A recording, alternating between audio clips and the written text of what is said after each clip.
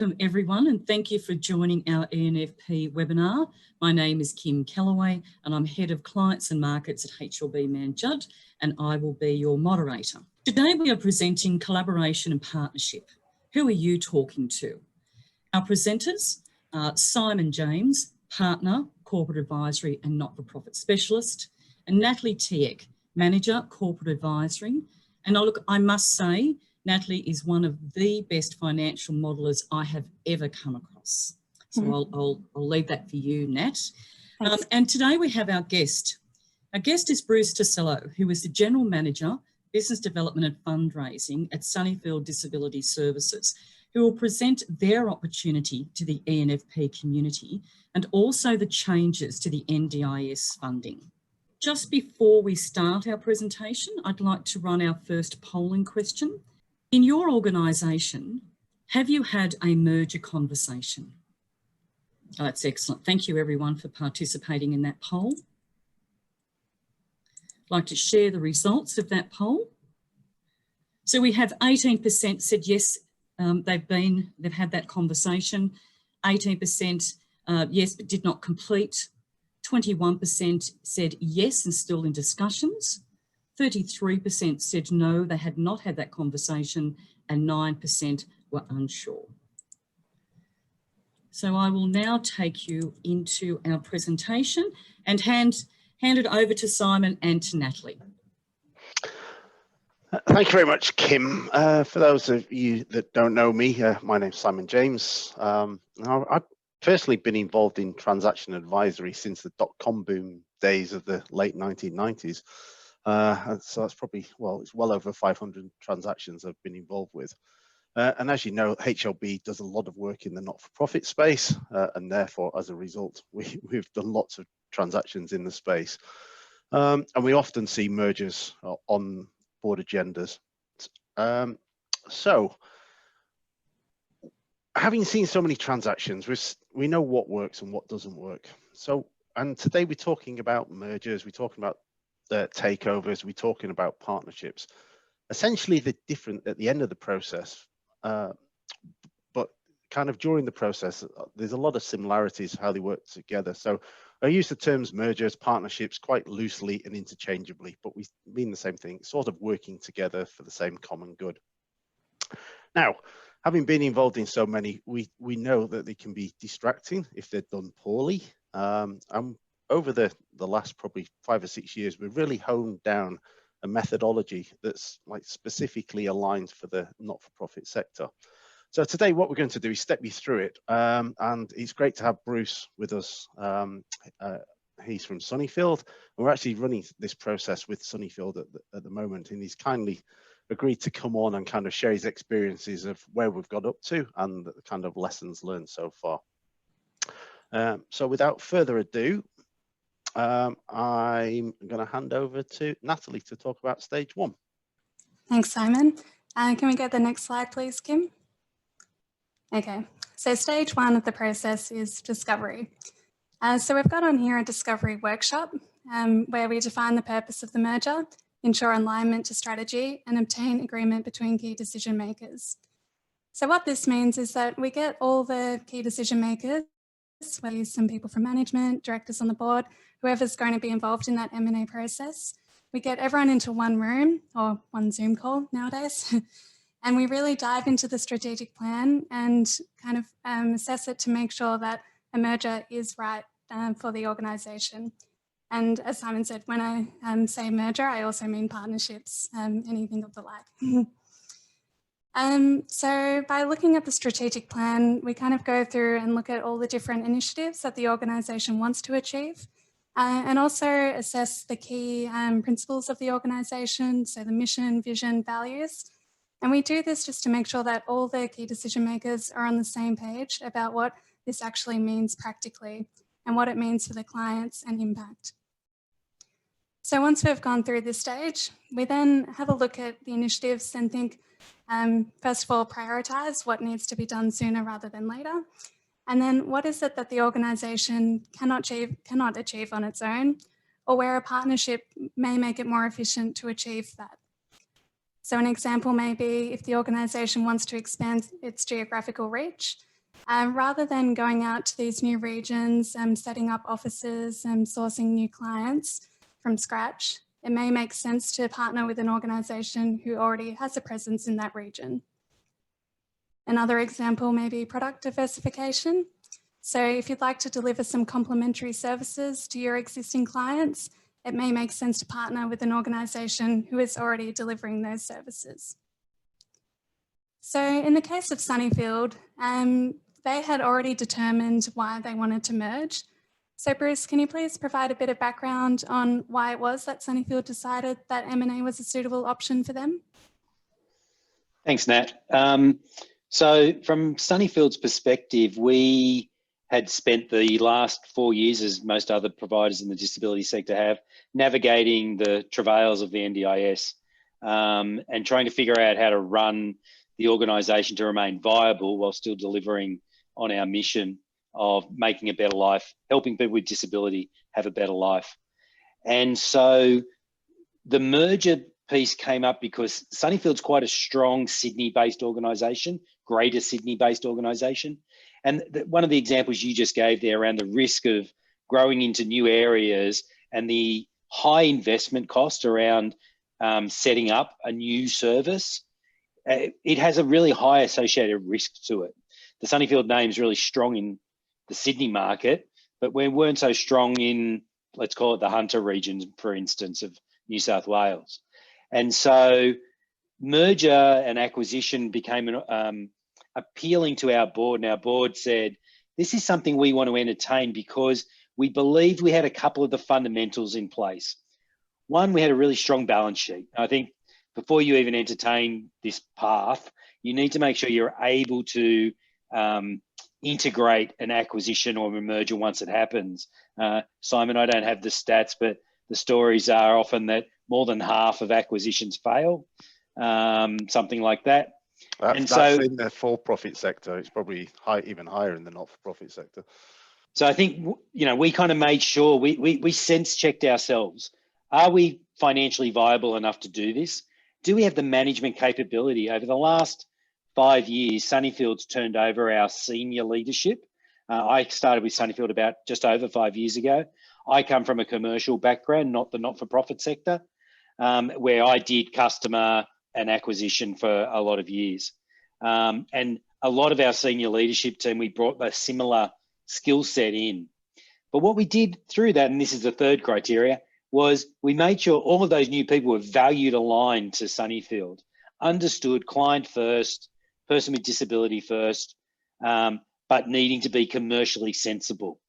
And so that's a logic that we now apply to our mergers and acquisition is the targets that we're looking at is, which one of the three things that we've got, financial viability, good, strong management and good process, can we apply to a business which always has to be valued aligned?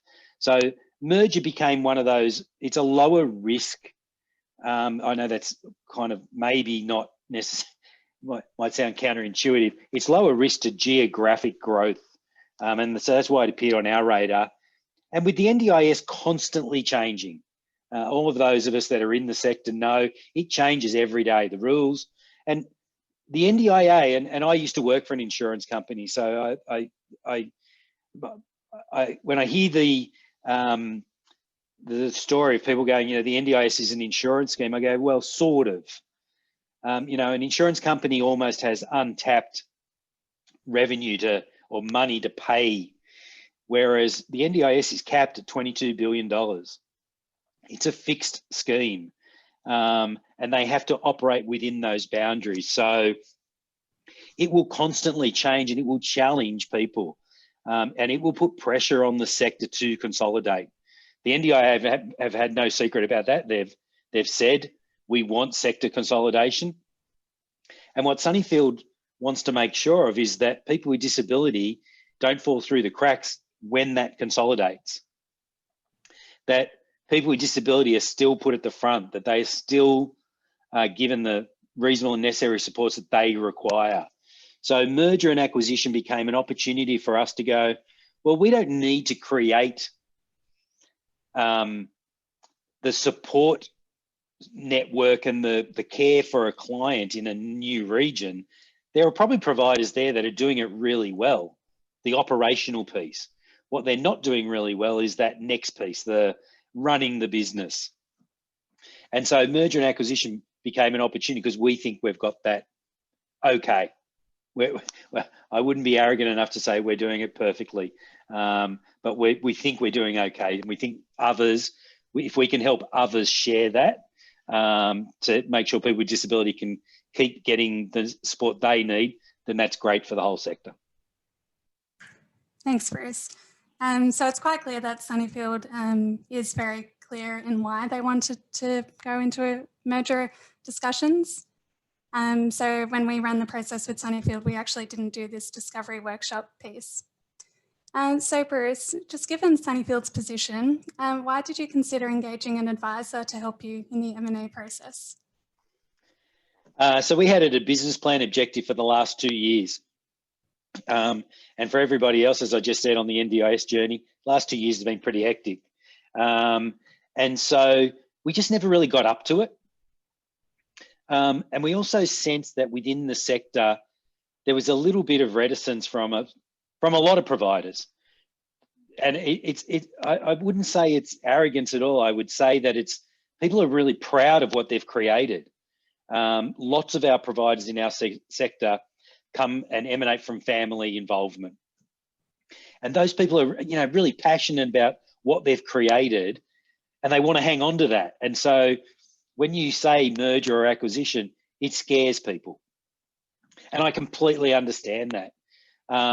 So putting the two things together, we really didn't have the time to dedicate to it because it takes time. Merger is a slow process. You need to, all the things you're going to talk about here and the process that you guys have developed really underpins a lot of why you need it. It's that you got to build trust and respect for each other and, discovery, figure out where the bits go together.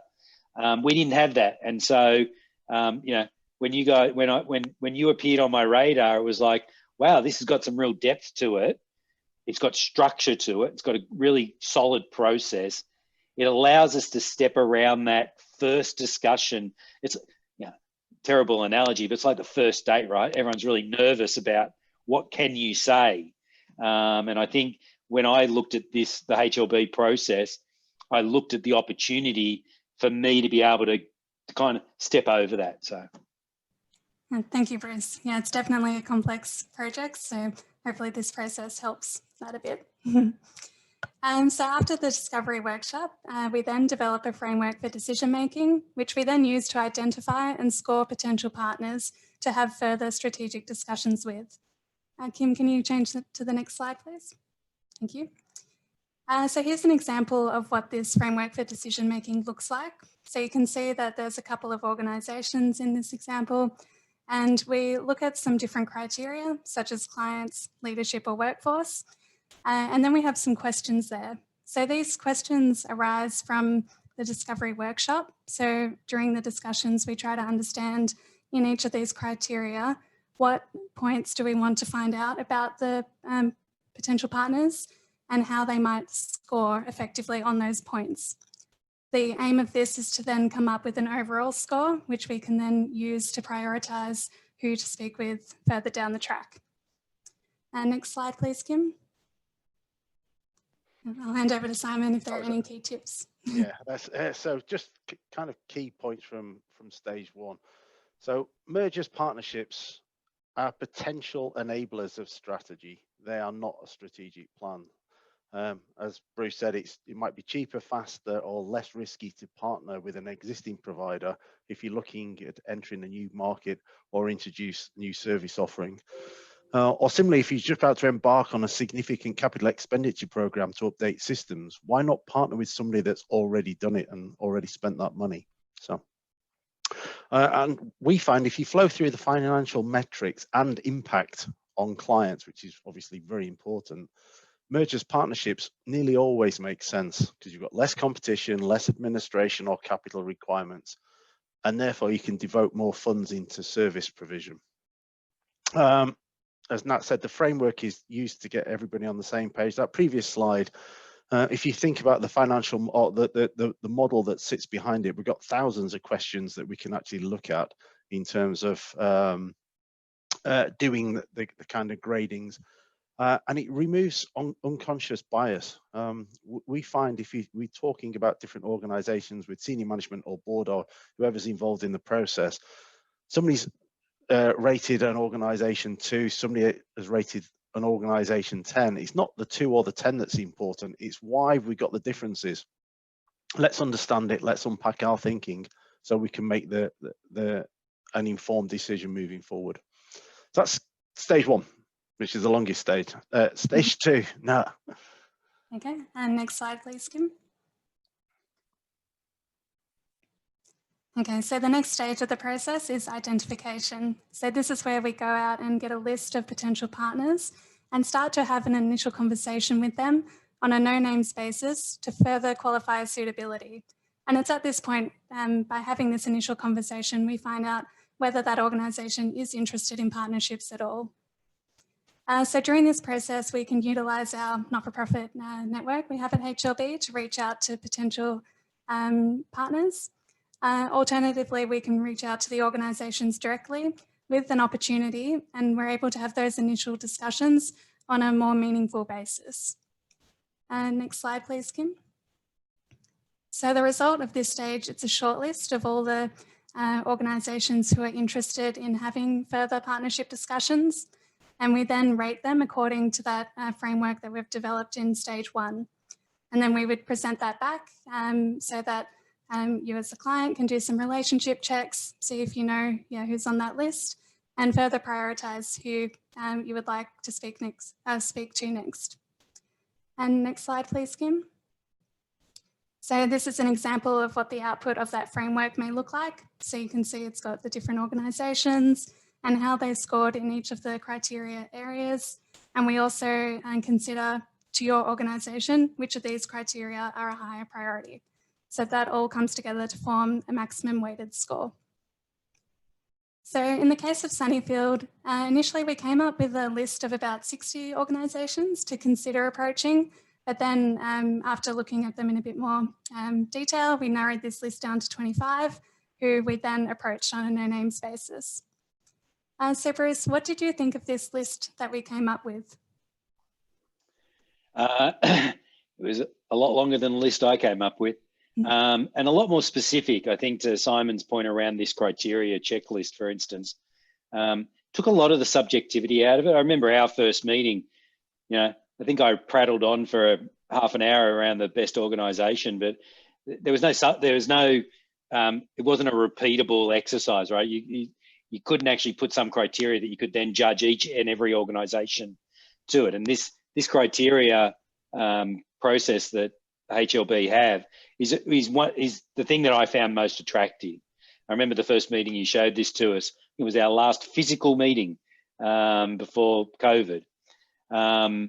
And what it said to me was, and to Simon's point, it allowed you to see the variation between organisations, not necessarily each one's absolute score. And when you look at an organisation in isolation, that's what you do. You look at it rather than compare it to the others. And so the list that you guys came up with, that list of 25, I think probably most of those people wouldn't have answered me if I would have picked up the phone and rung them. So the no names thing was a great approach. B, we understood pretty clearly why the 25 are on the list. And to Simon's point again previously, was they fit a strategic, they answered a strategic question. It wasn't just, oh, this is someone who wants to be bought or someone who's considering a partnership. And so the list was really clear to us around which ones provided the greatest strategic opportunity. And that then allowed us to prioritize it. But the list itself, it was a lot more, I think the best word I'd use, it's a lot more robust than anything I could have come up with. So yeah, it was great in that outcome. Thanks, Bruce. I'll hand over to Simon now if you have any other comments on stage 2. No, Kim, can you go on to the next slide, please? There we go. Right. Okay. Stage 3, positioning. I'm not just saying that because we're an external party, but this is where external parties really help. Bruce kind of alluded to this earlier. We do, if you're contacting the parties on a no names basis, so we're not disclosing Sunnyfield as the target here, we tend to have richer, more open conversations. The phone calls or the approaches go when we know who to speak to through our research. It's, you know, we've got a client that's gone through a strategic process and a shortlisting of organizations, and this is a strategic reason why they think they should partner with you. It just allows issues and concerns from the other organization to come through. We have really kind of rich and robust conversations at that point. And the point being is, when we actually go back to them with a formal positioning paper, we can tailor it specifically to them. So I think it's a really good way of opening doors. Bruce, your experience in terms of when you said before you thought we did pretty well at opening doors. How did you think we went relative to when you did it? Way more successful. Yeah. You know, the number of people that and as I said, we had an ad hoc approach to it, and so it might be a passing conversation with somebody at a NDS conference, or you know, and everyone's really touchy and nervous around saying those words. You know, it's probably worse for you as well because you're a big organization, so everybody just thinks takeover. What does that mean? Yeah, and you know, the positioning piece is really quite important in this from a Sunnyfield perspective. Yeah. Because I think, as we've said from the outset, and hopefully as I said at the outset of this session, you know, this is not about Sunnyfield domination. This was about people with disability needing and being able to access the services that they need. Yep. And can we facilitate that in some way? Cool. Excellent. Kim, next slide, please. So what do we do? So when we've got the shortlisted organizations, we do a formal positioning paper. This is where it becomes no names basis effectively. Why do we do a positioning paper? A couple of reasons, really. One is to make sure whatever we're articulating to the other organization, there's no interpretation of how the message is delivered. Because if we speak to a person, how do they disseminate it to the rest of the board or to other parties within the organization? So it's a kind of 1-pager or 2 pages in, I think, in this case, but it actually explains why Sunnyfield and what's in it for them, why they're on the list, and why we want to have the conversation. So I think that's a very important part. Now I'm actually going to hand it, this isn't usually part of our process, but I think it's probably a good thing to do in this situation while we've got Bruce here. I'm going to hand over to Bruce and let him kind of explain to the wider kind of audience in terms of what Sunnyfield are actually offering. So some of the conversations that we're having with these target organizations as part of this strategic initiative. So Kim, next slide, and Bruce, can I hand over to you? Thanks, Simon. As I said, the position that Sunnyfield has taken in this project is to make sure when we approach organizations, we're not just saying, we're big, we're successful, we can do it better than you need to get out of the way so that we can provide those supports. That is not the message we're providing at all, and it's not honestly who we are. Yes, we are big, but we've got big through having started through a family organization 68 years ago. You know, we are still a member-based organization. Members vote on and off our board. Members, and to be a member, you've got to be a family of a client, represent 50% of our board. So we still are very much grounded in that beginning. What we believe we've done over the last 4 or 5 years of the NDIS is create a really strong back office, how to run the organization, not how to deliver services. We've been really good at that for a while. We've got very good quality NDIS quality and safeguarding compliance processes. We've got good risk management processes. We've got very strong work health and safety ethos. But then to support all of that, to make sure we keep delivering great services to people with disability, we've invested quite heavily over the last 3 or 4 years in our back office, our commercial team, our, working with the NDIS, service bookings, quoting, service agreements, the financial transactions, all of that back end stuff, business systems and IT. We are, like most other providers, still trying to figure out what the best system is, but we think we've gone some way towards that. We've got a really strong capability to commercialize NDIA policy and process, and I think this one's a really important one. I think there's lots of people out there who can interpret the NDIA. There's a lot of people who just, there's a lot of information as well, but the core strength that we believe we needed to develop early was not just to understand it, but was to figure out, well, okay, you can argue as much as you like with the NDIA around their reasonable cost model, for instance. So it's a cost up model based on an hourly rate of a standard support worker.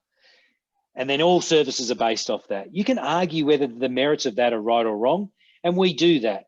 But at the end of the day, it's what's driving the pricing today. So you've got to figure out how to commercialize it. And we believe that we've got this piece pretty well understood. And do we always make the right decisions? No, they are always compliant.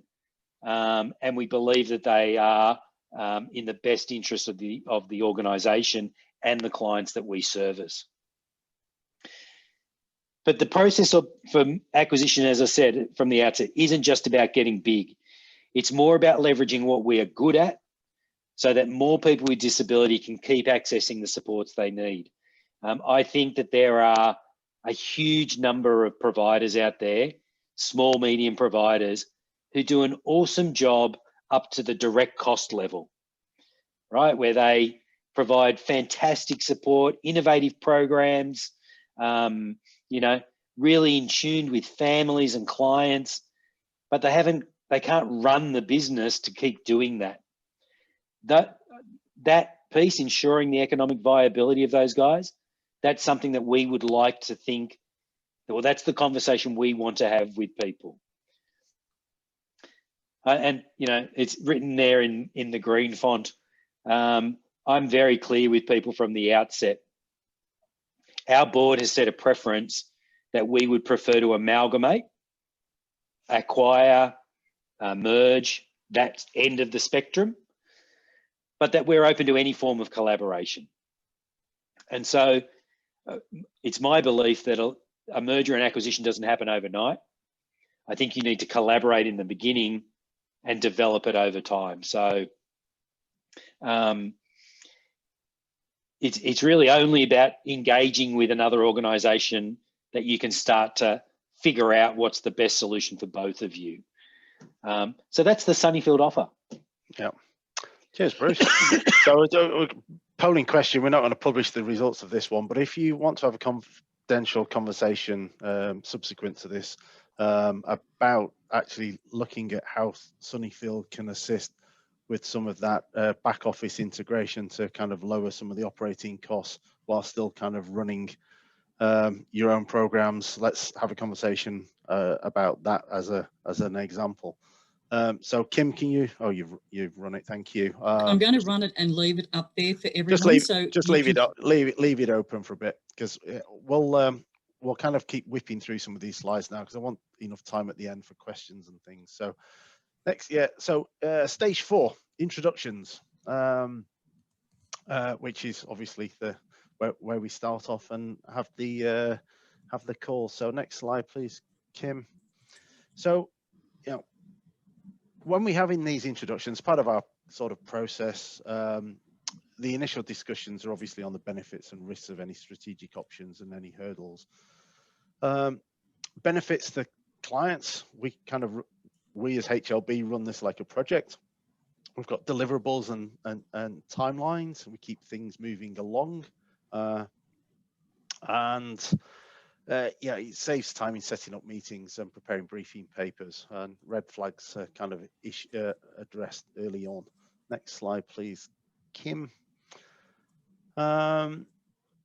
Yeah, the idea is we just try and make it as easy as possible for client meetings. And as we said before, you only got the kind of one chance at the first impression. So it's important to be as well prepared as possible for those meetings and have the right people involved in it. It was quite interesting. Some of these meetings that we've had as part of this process, Bruce, initially we're getting some pushback from the organization we was talking to, saying, well, I'm the chair of the board. Why is the chair of the board not on this conversation? But it's when, I suppose, have those conversation and explain the process and your role in that process and your kind of delegated authority to do this, that we get onto the right playing field before we start. So that has been quite an interesting journey. Next slide, please, Kim. All right, heads of agreement.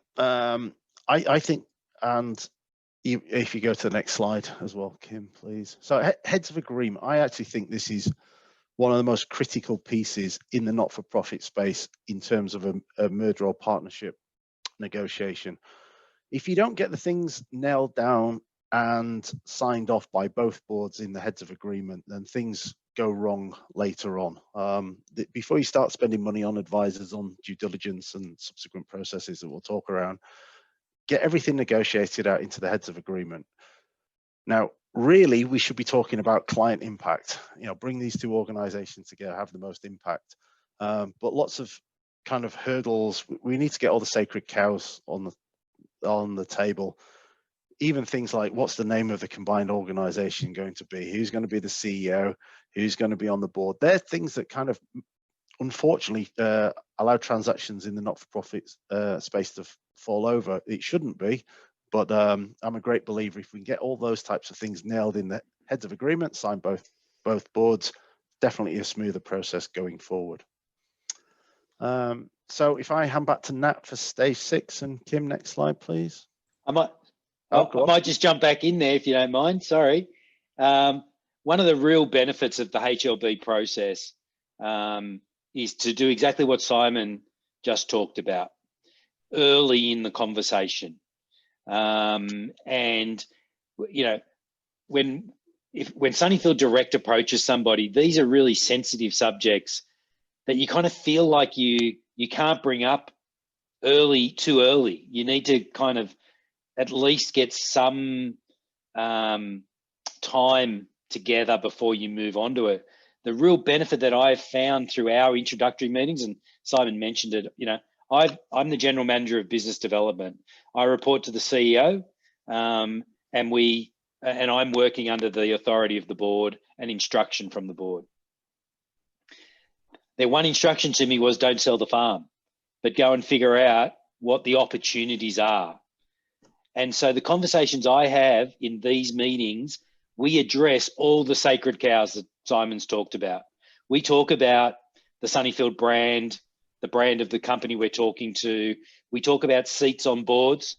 And these are really, they are things that can make a merger just fall apart after you've done a whole lot of work. And so the fact that HLB have nurtured the relationship before it gets to me, I think, and Simon, correct me, the impression I've got is that people have really respected the transparency of our conversations so far. Oh, absolutely. And I'd go a stage further as well. I think, Bruce, because you're brutally honest around this, and I think they, from an introductory meeting perspective, they really appreciate that. They can ask any question, they're going to get an honest answer back. And the good thing is, with your offering, you're very flexible in terms of what that can look like, which is great. And you've got a big balance sheet and can help. And the prime focus is on the clients and people with disability. And if you keep sight on that, then everything else is noise, and you can be kind of work through things. So it's it's been interesting and very good. Thank you. Okay, so once we get through that stage and have a fleshed out heads of agreement, the next stage is the due diligence. So at the risk of potentially underselling some of the services that HLB can offer at this stage, the scope of the due diligence can be quite broad or narrow. It really depends on the circumstances of the transaction and your organisation.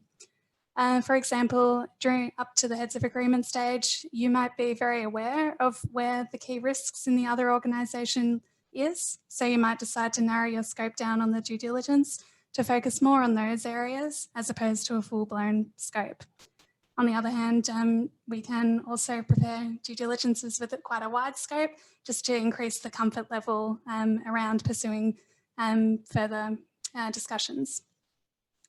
So entering into a merger, it's a two-way street. So on the one side, you will want to conduct due diligence on the other organisation, which we've got on the slide, and you may want to consider areas such as financial, organisational, cultural and legal.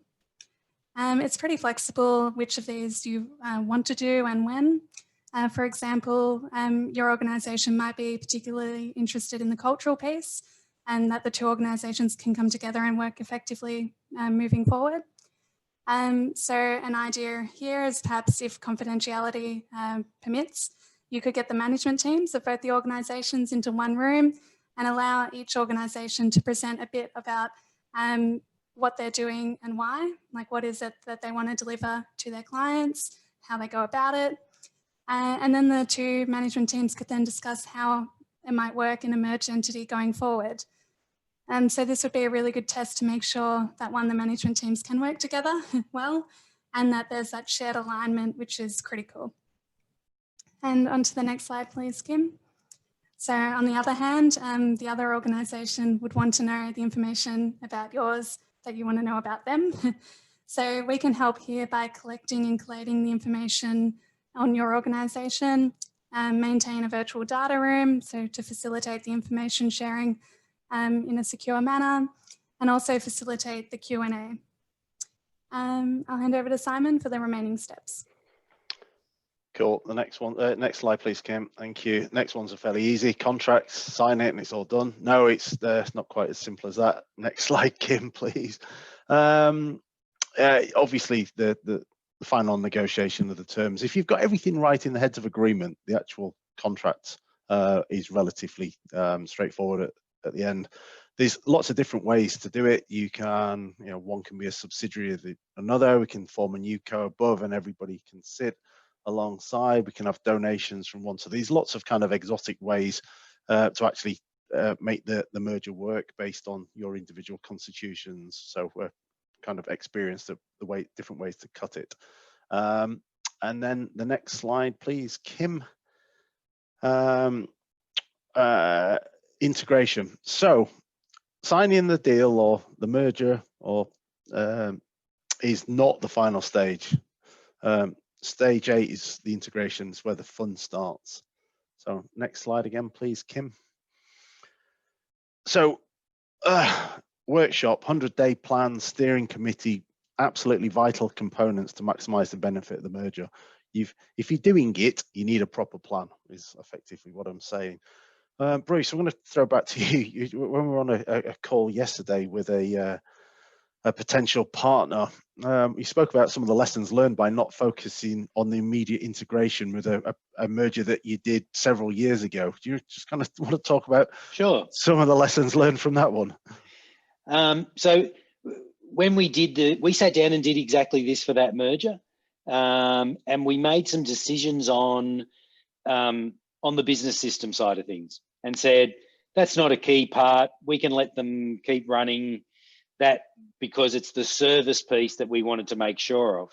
And it's kind of what's fine-tuned our offer that we're now kind of saying, well, it's what we're offering to people now in this process. We actually found that was a very expensive and wrong decision that we made.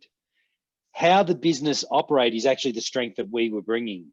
The service delivery piece, we didn't need to worry about that because we checked that through the due diligence stages, and we only acquired the business because it met our requirements, and there were all things we could strengthen in that. But the day-to-day running of the business systems piece, quotes and service bookings with the NDIA, real basic things that we thought, well, we'll run it on this parallel system and then we'll bring it across in 6 months. Well, that was it was a learn from that said, that's actually one of the key criteria. So we've done 2 other acquisitions over the last 5 years. We've built a library of what did we learn? And why was it? So what was the trigger that made it a learn? Because you can't necessarily think just for one organization, it will mean the same for another. And so, yeah, I'm a big believer in this step and really fleshing out the risk associated with the decisions you make in the transition plan. And the other thing we learnt is you can't over-invest in the integration team because it'll cost you long-term if you don't. Absolutely. Unfortunately, we have a HLB solution that can assist on that as well, would you believe? So final slide on this before we open to Q&A. So key points from today? So firstly, have a strategic plan. If you've not got a strategic plan, then obviously get that one. And make sure the strategic plan gives you a sustainable business model that maximizes the impact of your clients or cause that you're supporting, first thing. Any bits of the plan that are hard, expensive to achieve, consider if a merger partner is a better way to go. Don't spend your own capital doing it. Is there somebody you can partner with to achieve the same thing? Make sure your board are putting clients' interests ahead of their own personal interests. I kind of had the yellow card at many a board meeting where it becomes more important about board positions than it does about the clients. So make sure that that is a clear focus and all the board is aligned to that type of thing. It needs to be any partnerships, mergers need to be a two-way street. There needs to be a valid reason for both parties to consider it, and you need to bring that out very quickly. Use heads of agreement to negotiate all the important items and get both boards to approve it early on in the piece. And last but not least, from our side, make sure you've got the resources or outsources to run a proper process. It is time consuming, and these things are critical as part of a strategic plan. So just make sure you're doing them properly along the process and then on the merger integration side. So that's a very quick kind of run through of our process. Obviously happy to sit down with any organization, take you through it in a lot more detail, but I'd like to thank Bruce for his input here and obviously open to questions from anybody. Kim, are we using the Q&A function or? We are, but I think that you've done all such a fantastic job that we don't seem to have any questions sitting in the Q&A box. Oh, come on, seriously? Ask me a question, Kim. What's in the chat box? No, we don't have anything in here at the moment. Questions from anybody?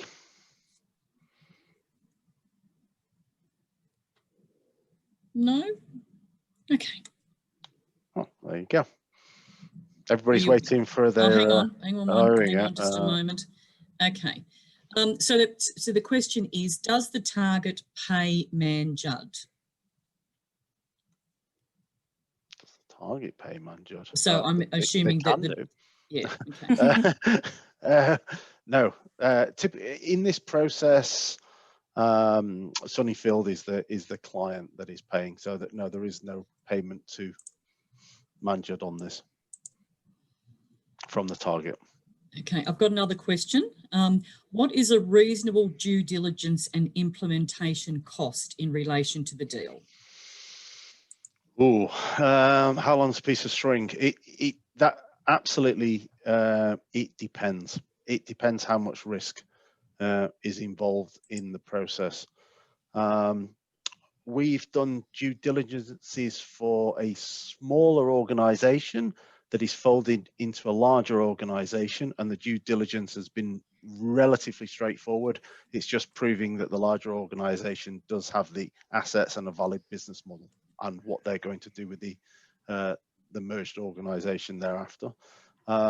We've had very complicated ones where there's either poor information or very complex systems. So the diligence has involved lots of merger integration talk along the way. So it totally depends. But if whoever asked the question wants to talk something specific around their organisation, I can give some pricing and costing very quickly. But it does drastically depend on the size and the scope.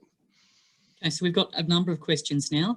No, To what extent did you involve the regulator, NDIA, in the process? So from a Sunnyfield, for the acquisition we have completed, so just so that we understand, in this sector, you don't acquire the clients. The clients have a choice as to where they get their service from. So we acquired the staff and the liabilities that come with the staff and the assets of the organisation. And then we provided the clients with the choice as to whether they wanted to continue to receive their services from Sunnyfield. So the most recent acquisition we did was about 200 clients up in the Hunter region. We had, I think, about 195 come across. The NDIA, we inform the NDIA, but they're not, all they're saying is, are you quality and safeguarding compliant? There's no, while they're trying to drive industry consolidation, they don't want to be involved in it. Okay. What are the signals that indicate you need to let go of the process? I can jump in on this one first. So in that discovery phase, we've seen firsthand a lot of signals that can indicate the stuff of the process. So one is just a lack of alignment amongst the key decision makers on, number one, what it is that their mission, vision, values, etc. actually mean. Because if that's not well understood, then it's difficult to then go into the why of the merger. The why of the merger is then the next one. So once again, that just really needs to be understood amongst everyone who will make the decision. Otherwise, if it's inconsistent, there are going to be different organisation potential partners that come up, and there will be different priorities given to them, and it won't be very clear which one is going to be kind of better for the organisation.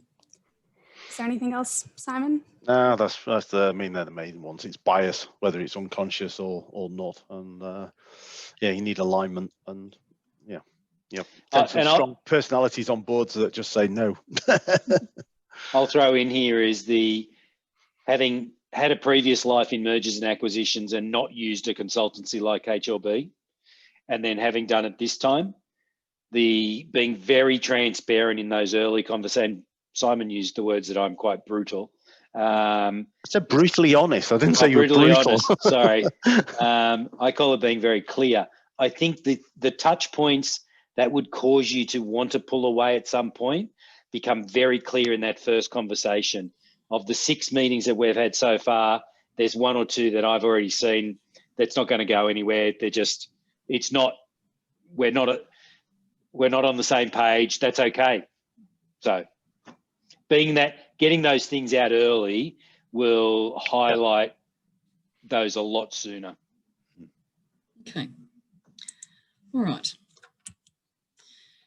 So I'll just take us to our last slide here.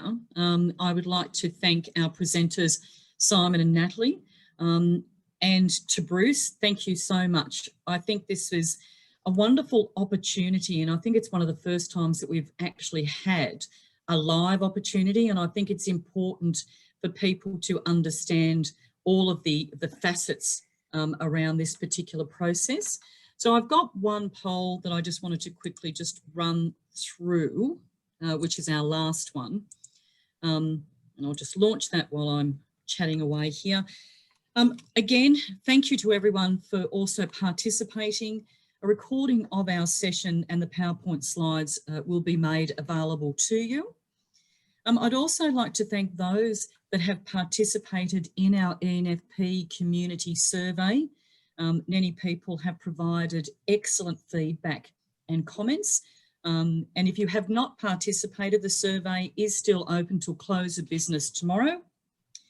We will be considering running another webinar in early December, and we'll provide you with those details in the coming weeks. So I'd like to thank those for participating today in our webinar. I wish you all well. Thank you so much.